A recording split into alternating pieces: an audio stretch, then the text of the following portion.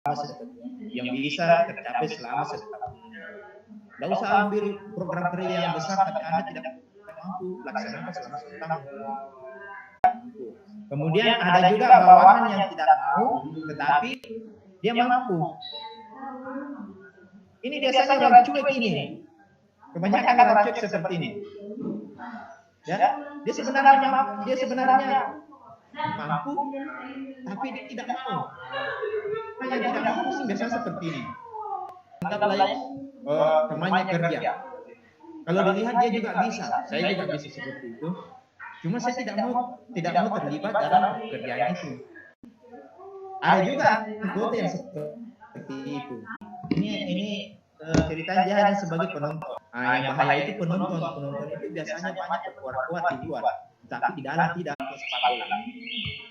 Penonton itu harusnya begini, harusnya ditendang tadi ke sini, harusnya di saat dia main, dia tidak tahu juga arahnya mau berbawa kemana. Dia tahu harus dikasih begini, tapi dia juga tidak mau main. Dia tahu, oh ini bola harus diarahkan ke sini, tapi dia tidak mau main. Nah ini yang ketiga ini, bawahan yang tidak mau tapi mampu. Ada juga bawahan yang mau dan mampu. Nah ini yang gampang sekali untuk diarahkan dan dipengaruhi. Ya, diarahkan dan dipengaruhi. Dia mampu dan dia juga mau. Nah, kalau kita sebagai seorang pemimpin, biasanya kalau ada anggota seperti ini dekati. Kemudian arahkan dia bagaimana. Kalau memang kita pemimpin, kan ada juga anggota dia tidak suka cara kita memimpin, tapi ketika temannya berbicara dia dengar.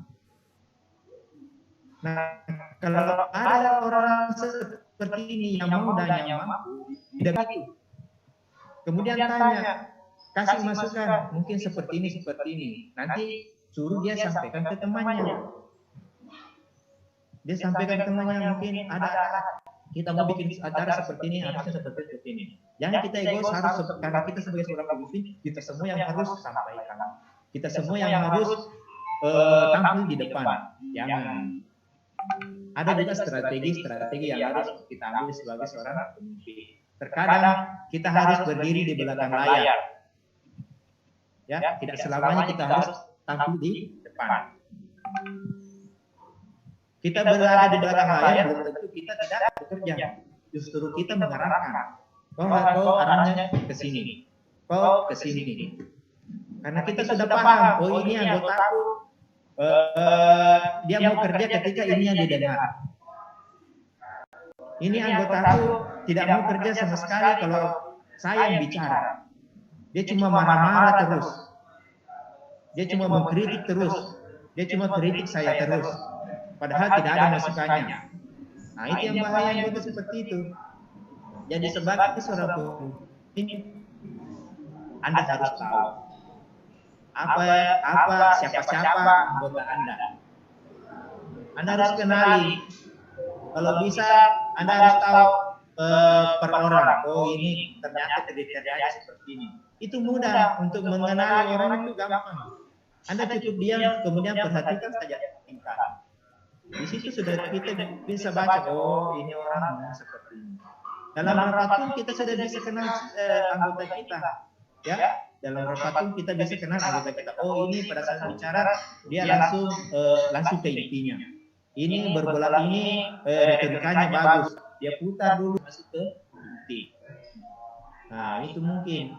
Jadi sebagai yang mau mendengar, apakah dia tidak mau mendengar sama sekali, ataukah nanti ada motivasi baru dia mau mendengar. Kalau memang tidak dipungkiri ya, namanya masa-masa SMK, dan biasa saya lihat terjadi dalam kadang itu ada yang baku, ada yang bagaimana ya bahasanya, ada seorang cowok yang taksir cewek. Biasanya ini kadang harus dimanfaatkan. Biasanya orang begitu pembangkang ya, biasanya orang seperti itu jarang sekali mau mendengar. Makanya gunakan ini temannya untuk bagaimana caranya supaya tapi saya tidak ajar ya, saya tidak ajar di organisasi itu saatnya Nah, ada beberapa kita sebagai seorang pemimpin, ada beberapa gaya kepemimpinan yang efektif. Nah, itu juga harus Anda pelajari sebagai seorang pemimpin. Tidak mungkin tanpa bekal Anda mau jadi seorang pemimpin. Ya. Jadi